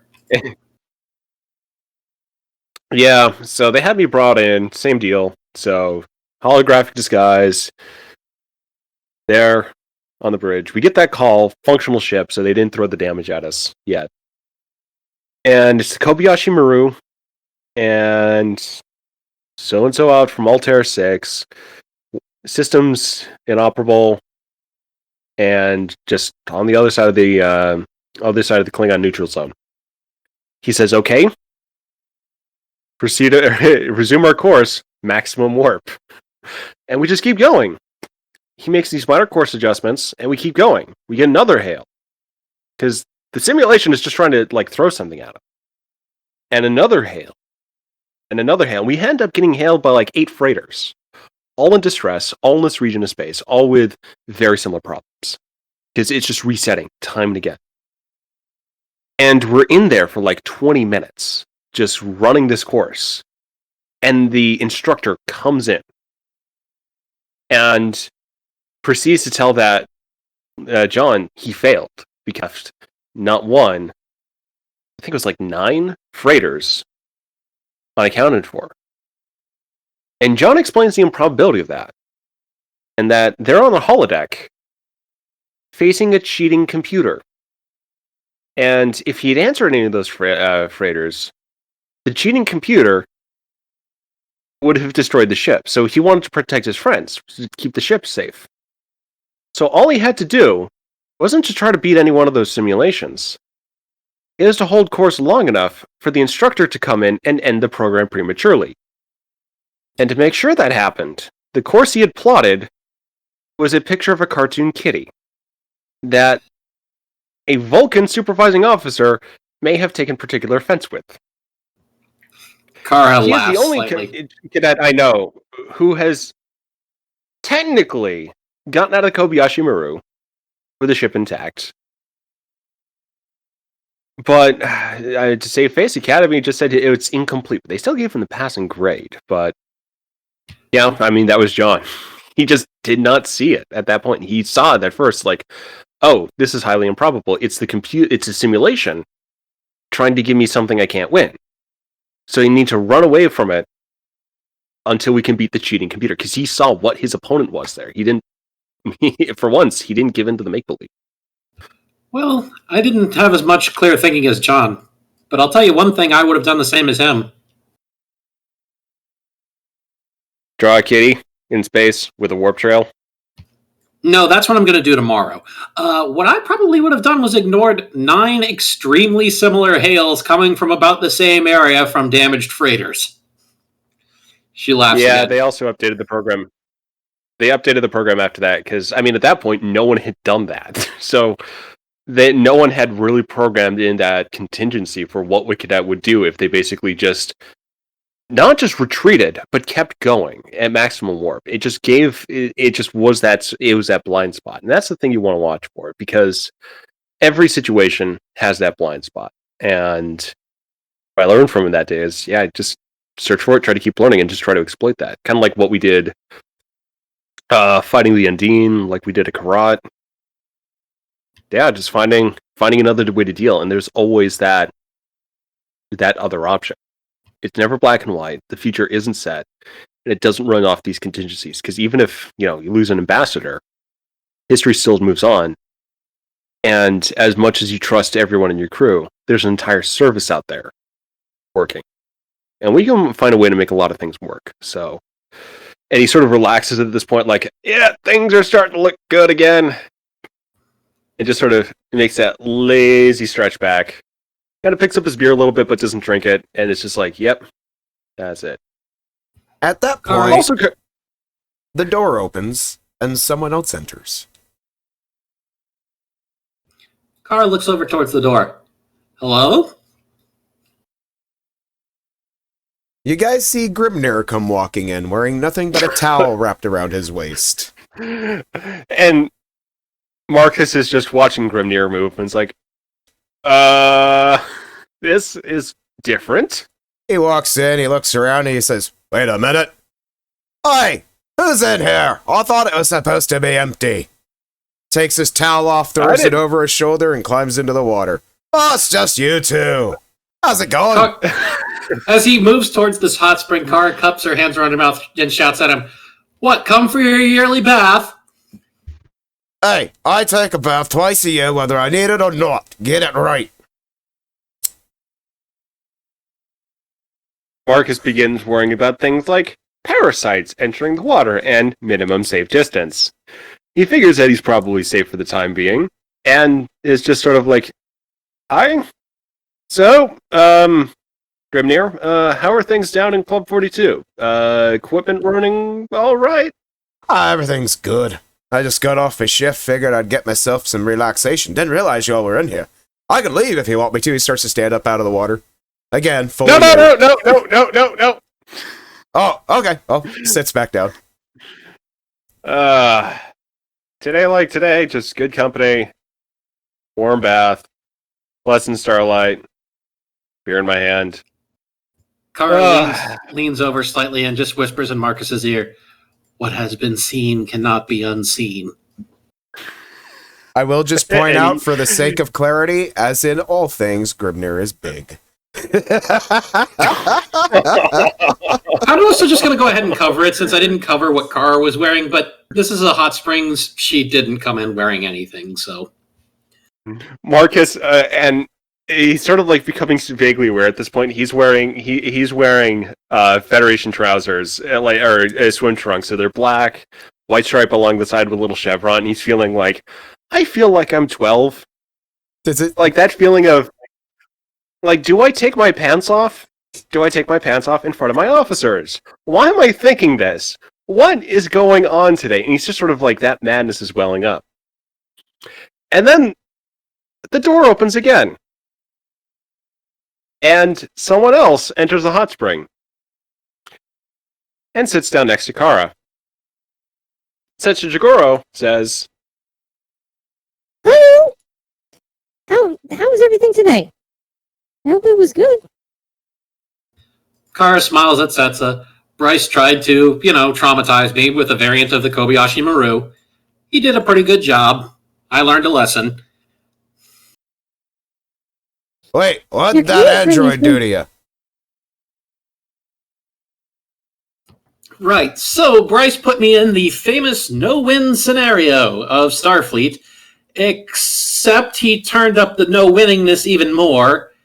And then when I made what I thought was the most logical decision to save lives, it turned out that there was somebody really important on the ship that was filling in for the damaged freighter. And, for once in my life, maybe I should have gone in and done the old Kara thing of shoot first, ask questions never. Is that That's, why? Oh, sorry, go ahead. Setsa at this point just sort of takes a hand and then just sort of pats Kara on the head a few times, just in sort of a there. So is that why he insulted me coffee? No, that's just because apparently he's a sugar addict. No taste. How are you doing, Lass? Looking at Setsa. I am doing very well today. I had a very productive day where I learned many things, and I hope to become a member of the productive crew in not too much longer. My studies have encompassed some subjects taught at the academy, so I am progressing quite rapidly for some of my condition. They are saying I am picking it up like a sponge picks up water, although it technically absorbs it through its spicules, so I don't know what grabbing it can do, but it is a charming mannerism. Well, you can just imagine Nala in here. She would basically soak up the water thanks to it going between all the follicles of her fur. How's your left side doing? It is doing acceptably well today. I'm pleased to say, after my physical exertions, that it has not created too many problems. So, yeah, I'm feeling okay today. And at this point, she's just sort of like eyeing Graves a little bit. And Graves is like, yeah, I'm just not going to deal with this today. And sort of more cheerfully says, that's very good to hear, Setsa. And Setsa in turn says, and how have you been doing today, Graves? You do not look like yourself. Graves.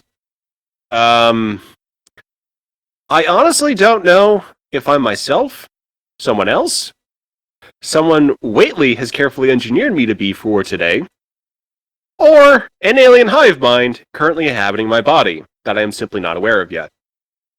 So yeah, today is just a day.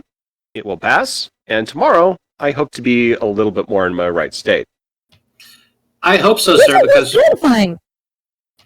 I hope so, sir, because right now you sound like the quartermaster.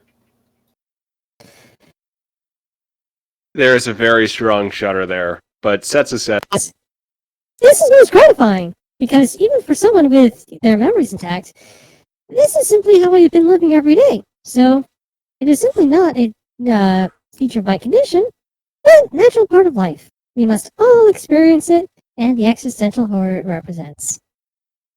and And Hey, she's just sort of Grimnir. like, Grimnir, you ever have any crisis of identity? Not know who you are, that kind of thing? I had it happen once, long before I came to this quadrant. I just get drunk. That's what y'all need to do. Y'all just need to get bloody drunk. Have you ever tried Marcus mead? holds up his beer. Marcus holds up his beer. Is like, yeah, I got this from the replicator. It's synthahol. So what do you got? Actually, Kara just looks over at Marcus. You're the captain. You can override that. I was gonna could. say, That would require mental effort today. I could try to override it. She grins. No, we don't need that. We don't need this dark art getting out around the ship. This is Alcohol definitely must be carefully portioned, especially after the incident with the water. That wasn't alcohol, and it wasn't my fault, and Eli still won't forgive me. Don't bring it up again. Oh, what that He always pussy little fighting me over dog did that. to you? He challenged, like Marcus just at this point kind of explodes at Grimnir. He challenged me to a duel. Did you accept like a man? I did. I'm just got more confused over it over each passing day. You know, you try to say, oh, it's just going to be a nice little thing, nice spring match in the holodeck, but our quartermaster is trying to sell the broadcast rights to at least this sector. I don't know how many people are going to be watching that match. It's apparently going to be on the holodeck. The crew's going to be involved, and great space. And he just sort of like plops his head face down in the water and just sort of like holds it there for a minute. And Trying while to he's just like that, regain a little Kara bit of that reality. Kara immediately jumps in. And the worst thing about it is because I called him a coward, and that was because he was a pacifist, and that was back before I realized he was an empath. So of course he's a pacifist, because when he hits somebody, he feels it. So it doesn't matter if he wins or loses the fight; it feels about the same. Grimner's still on the rights to the broadcast. His eyes are all wide. He's like, that's actually a good idea. Why didn't I think of that? For God's sake, do not become friends with the quartermaster. I am begging you.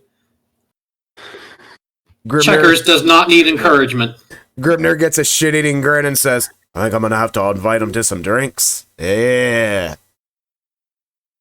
Actually, yes, do that. Marcus- Drink what he makes for you. Then you'll understand. Marcus surfaces at this point and is just like he's looking serene at this point.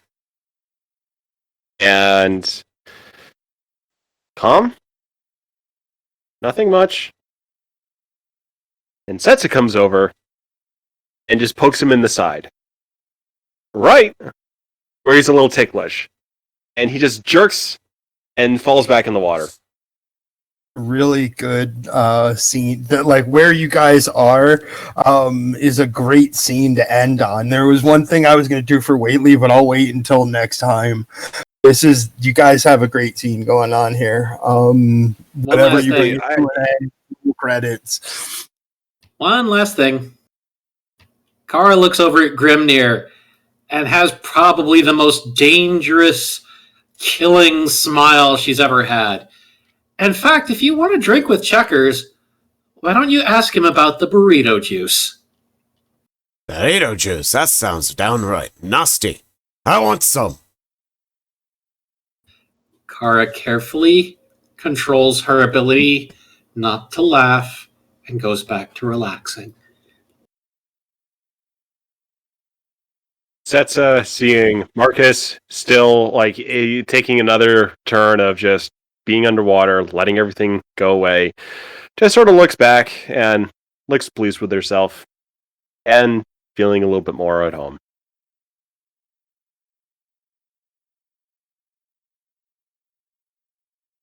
Grimner's just like, damn, if I'd known it was going to be so busy down here, I should have brought some mead with me. That is definitely time to roll credits. You probably could have made some money off the mead too, which is the funny bit. That was really awesome.